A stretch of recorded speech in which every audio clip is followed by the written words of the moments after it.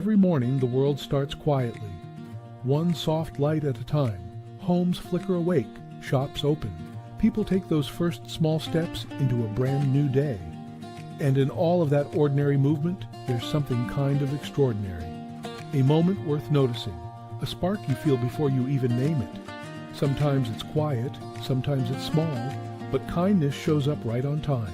And every morning we choose to show up with you so we can look for that spark together.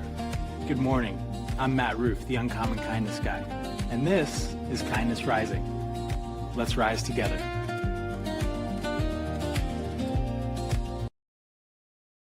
Absolutely, absolutely, absolutely. Let us rise together. Good morning. Good morning. What if success is not really about reaching the top? What if it's a bigger lesson? What if the bigger lesson is who helped you climb, who tied the rope, and who carried the supplies? Good morning, Keith. Good morning, Jess. Glad you are both here with me this morning. Absolutely.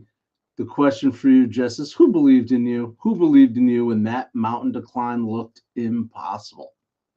Today on Kindness Rising, we're talking about Everest. We're talking about hidden heroes, the myth of solo success, and somehow a strange a man who's going to appear perhaps in our Who's Who. So we'll see what happens. We'll see what happens as people start to arrive. Kathleen is here. Welcome in, Kathy with the F, Kathy. Welcome in, Sully, of course. This is the group, the people who get up with me every day. Roseanne, of course, Mom. Good morning, good morning. The week has flown by, Mom. I feel like I haven't talked to you, but we've been busy. All is well here. Hey, speaking about talk to me, did that work? There it is. Why not? Why not? This is a link to my Calendly. Jump in. Let's have a chat. It's hard to do on the stream, but if you're out there and you want to talk about anything at all. Oh, all right. 420. Wow. Not really the kind of stuff we talk about here on Kindness Rising 420, but you could drop in and have a session with us early in the morning, 7:30 a.m. It looks like maybe you're awake and baker out there. 420 little Kush. Glad you're here with us anyway, but we don't really go into this for this stuff. Yep. We all have opinions. Okay. We are going to jump into kindness. Oh, you're in Europe. Nice. So it must be what, midday there somewhere. Cool. All right. Well, we don't really go down. As a matter of fact, that's the entire purpose of this show. The entire purpose of this show is exactly not that. Yep. We are here to rise above the noise. Yep. It's really just no, we just don't do it. So 420 little Kush, I appreciate you wherever you are in Europe, but your comments, kindness is good, but don't need that. Anyway, here we are. Enough of that nonsense. Moving along. How about if we jam a little bit with Kindness Spark? Glad you're here. Glad you're here, everyone. All right, let's get it going. There's a real show for real, with or without people keeping it kind. I hope you're all here keeping it kind. Rising above the noise, more high fives for humanity and a little bit less racism and stupidity out in the world. Get the rest of your day to be stupid. Chill here for a half hour and don't be stupid. I don't know. Anyway, good morning. Today's speaker is this. I think we all know it, all of our friends out there. Nobody climbs alone. We love the story of the lone hero, the self-made entrepreneur, the rugged individual, the person who somehow figured everything out, including how to turn down the music. Figured everything out, absolutely.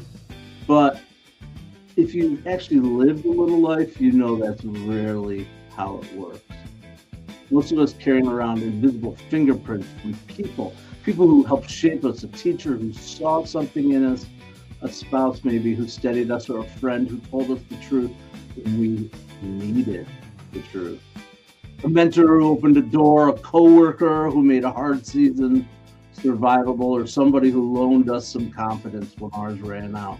I think about that with this show. People see the live stream, the studio, the consistency of showing up the ideas, and they're like, hey, you're doing a lot. But they don't see every conversation behind the scenes, the encouragement, the people who listen to the unfinished thoughts, the people who tolerate weird experiments and half-baked concepts, the people who remind me to keep going when my creative tank feels empty, for sure. And sometimes just showing up at 7:30 a.m. and hitting that go live button feels like it's a small mountain for me. Yeah, but the truth is I'm not climbing it alone. Everything that I do, every meaningful thing that I do that I've built in life has had a hidden rope team attached to it. Some of them aren't hidden. Some of them are right here in this chat. Mother, particularly, got to start with mom. It all starts with mom. Absolutely. I appreciate what you're saying, Jess. True story.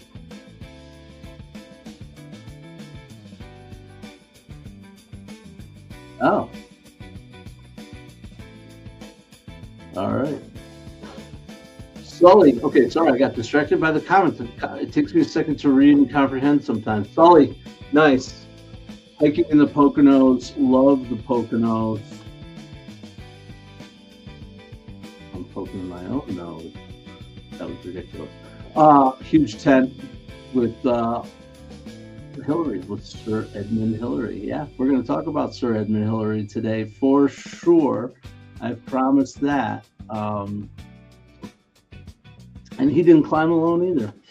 But just remember this, nobody climbs alone, including Edmund Hillary, and kindness at its best is simply being willing to become part of someone else's climb, including our own here, the people who are here, not taking over their mountain, not dragging them up the hill, but just saying, I'm here, keep moving.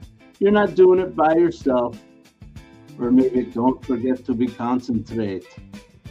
All right, I'm going to share my don't forget to be concentrated story because sometimes I just go off script. So imagine, if you will, a 26-year-old Matthew blessed with the opportunity to spend a summer hiking and backpacking across Europe. My buddy and I went under whatever. I can tell the circumstances later. That's not the point. The point is we find our way into the Swiss Alps, which pretty cool, right? Interlaken, and we hook up with these guys, and they're like, "Let's go canyoning." Has everyone ever been canyoning in the Swiss Alps or in large mountains? Let me tell you, it's a thrill. It's a thrill. Literally climbing the crevices in the mountains, sliding down smooth rocks that have been worn by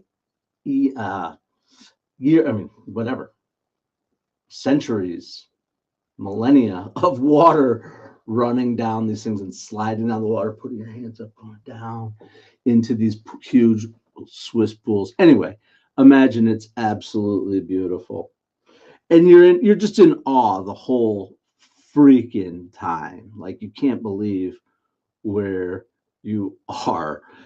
And so we're climbing where you have to climb too, of course. So we're tied off on ropes and we're climbing and we're going up, and it's our guide and a couple other guys. And my buddy John's right in front of me, ahead of me, going up the rope. And the guy, who's this Austrian guy, just turns around, stops, the entire train turns around and looks at us and just goes, Now don't forget to be concentrate. And it was one of those moments where obviously what he said was trying to be helpful. John turns around and looks at me and we make eye contact. When I tell you, it is like the moment of recognition, like, holy shit, we're hanging off of a rope in the Swiss Alps. Like, what are we doing of this moment? So anytime we have a serious moment of like, oh my God, I cannot believe we're going through this. That's how we end the conversation. You're going through something like that. Don't forget to be concentrate. Anyway, to me, it's just, it will never, ever leave me, that moment that guy turned around and looked at us like that. It was really exhilarating, to say the least, Kathleen. Memory of a lifetime. I mean, we're going on 30 years ago now. Never forget it. Ever, ever, ever. Anyway, wow. Okay, that was a side track. That's okay. That's okay. We like our little side journeys. Our great little side journeys. Yeah. So someday, cool. So someday maybe I'll get some pictures from that Europe trip. I have them around. I'll scan them and show them. Man, what a different world it was then. Being able to travel. This was 1998. Being a pre 9/11, traveling openly. I mean, it was like, it's a whole different world. No internet.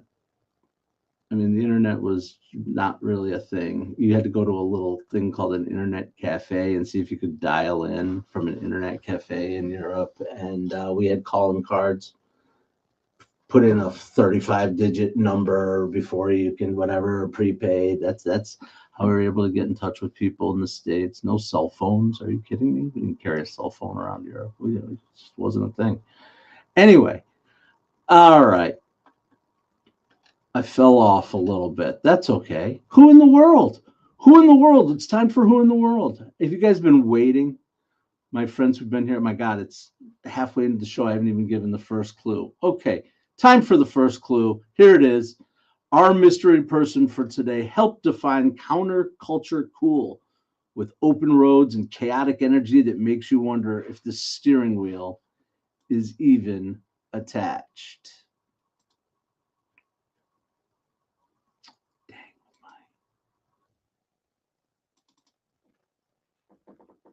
I forgot to clue it up. Well, I just gave you clue 2 right off the bat.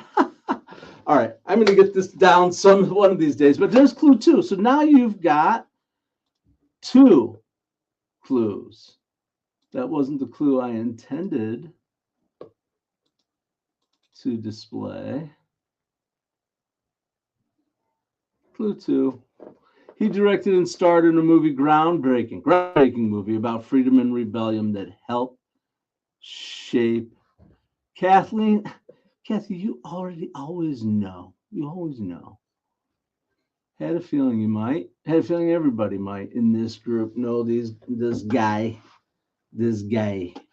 here. He helped define counterculture cool, chaotic energy, 1969 movie that he wrote and directed. Absolutely. I think he wrote it. Directed and starred. He didn't write. Anyway.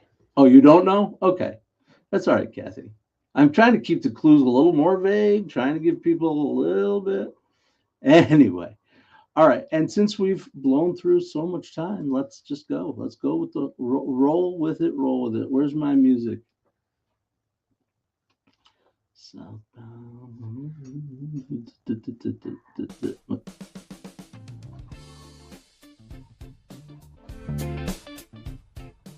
This is it. The May 29th, 1953, 1953, Edmund Hillary, Sir Edmund Hillary, who, until I did this little bit of research, I'm an idiot again. Not an idiot. You don't know what you don't know. I always thought he was British, fully British, but he's not British. He's from New Zealand. I don't know what you call a New Zealander. A New Zealander. I guess he's a New Zealander. He's not a Zoolander. Tenzing Norgay, though. Anybody ever heard of the name Tenzing Norgay? Probably not as much as they've heard of Sir Edmund Hillary. I bet Tenzing Norgay didn't have a tent. That's all he was in. The highest point on Earth, 29,000 feet above sea level, thin air, sub-zero temps, and a place climbers literally called the death zone. 1953, no modern equipment, no weather apps, and satellite communication, just like that. 1998, when I traveled Europe. No social media posts from the summit saying, hey, LOL, or living my best life. Hashtag, I'm at the peak. I don't know. Just extraordinary human endurance, preparation, and trust. Now, here's where the story gets interesting, though. Like I said, Edmund Hillary absolutely deserves recognition, but it wasn't a solo story. A Sherpa mountaineer named Tenzing Norgay. Deep knowledge of high altitude climbing, mountain terrain survival, and expedition life. He wasn't simply along for the ride. He was a world-class climber in his own, an essential partner in one of humanity's greatest achievements. Because we have a tendency to tell success stories through a single face, right? Through a,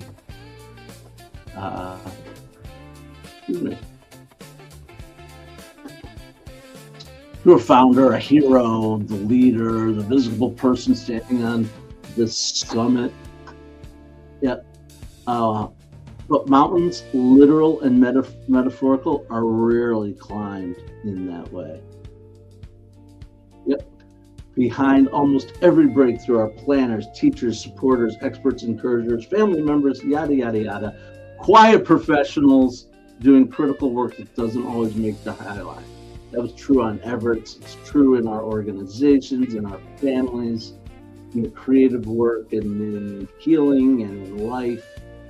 And that's it. That is the truth. None of us goes through it alone. Yep. Here's another interesting part of the story. When I was reading through it, the two of them, they were asked, who got there first, right? Who got there first? Hillary and Tenzing, they wouldn't turn it into an ego contest. At some point, the shared achievement became more than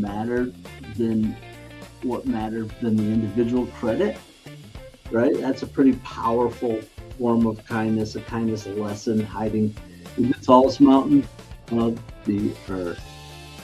Pate! What? Jess's mom? Hey, Jess's mom. 9037. My mom's on here too, I think, at some point. She was on here.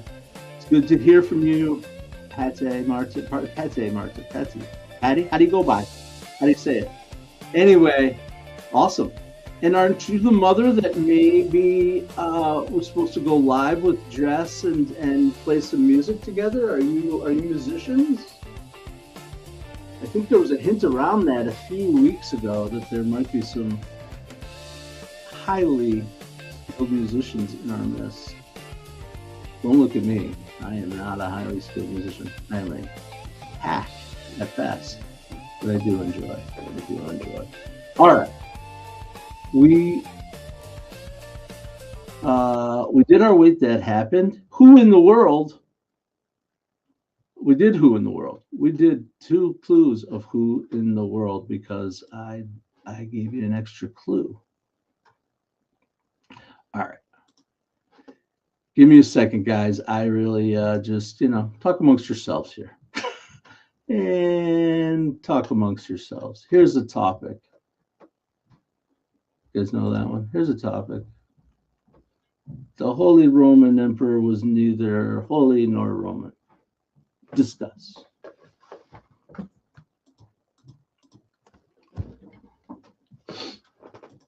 my God, I'm an idiot. There it is. Okay. Who in the world? We did clue 2. Oh, we haven't done our spotlight. Wow, we're improvising. Let's do a spotlight, guys. You got to do it. Here it is. Here comes the drop. Hang in there. Patty, yes, the rest of the crew, hang in for the drop.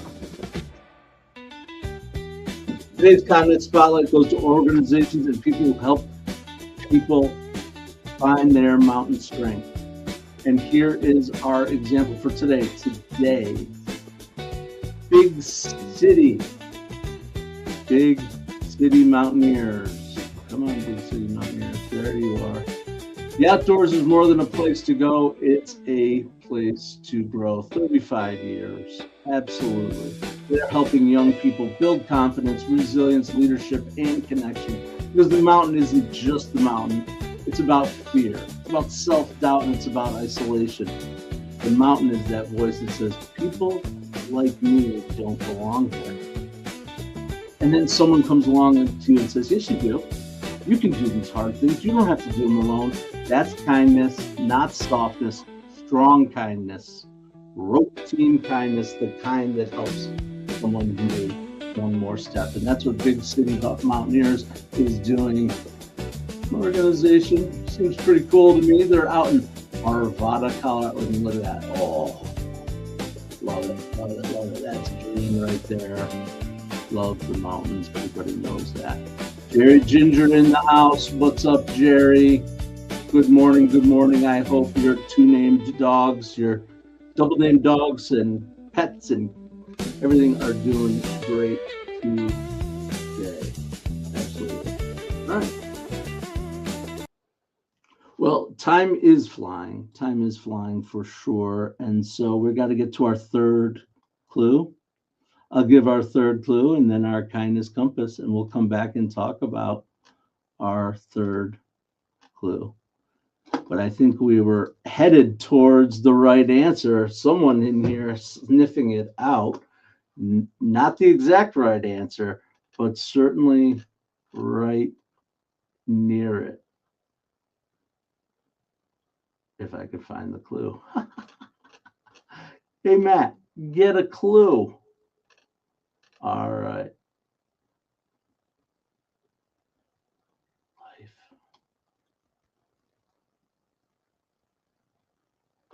Oh, I see. Heaven help me. Heaven help me. All right, I'll just say the names of the movies and maybe you'll guess what movies, who I'm talking about. Let's start with Hoosiers. Let's go with Blue Velvet. Let's go with the movie the other clues are about. No, let's go with True Romance and Easy Rider. There it is, Patty. Dropping in with Dennis Hopper. Dennis Hopper. I tried to trick you guys because I thought maybe you are looking up whose birthdays is it? Whose birthday? This is actually the anniversary of Dennis's death. Well, yeah, so no, I'm just kidding. We miss Dennis Hopper. We definitely do. The actor, the filmmaker, the artist, the counterculture icon, and one of those performers who made us think. I'm not sure what's going to happen here, but I'm not going to look away. That's for sure.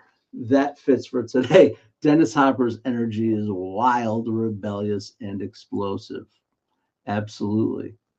The exact opposite of what you really need to climb Everest. Slow down, prepare, and trust the team. Not a Dennis Hopper move. But anyway, I love Dennis Hopper. Love Dennis Hopper. Yep. Kathleen's dropping in with Dennis Hopper. Patty got Dennis Hopper. Love that you sniffed out Peter Fonda, Sully. That was a good one. And who's JN? I'm just trying to figure out, Kathleen, to whom you were referring to with JN.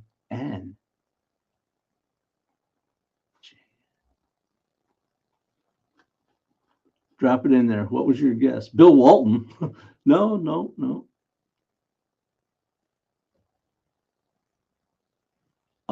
Oh, got it. Bill Walton. Yeah, Bill Walton. Oh, we're bringing it back to the Grateful Dead. And Hoosiers, definitely a great film. I vote it, identify it as top 3 sports movies of all times, maybe even the best. Love that movie. Absolutely. Mostly a lot of that my love for that movie, although it is wonderful. Jimmy Chipwood, has to do with the fact that it was one of my, oh, Jack Nicholson, you were guessing. Got it. All right, that makes sense. Duh. Nope. Again, all right there. We were hovering around it. Easy Rider, yeah.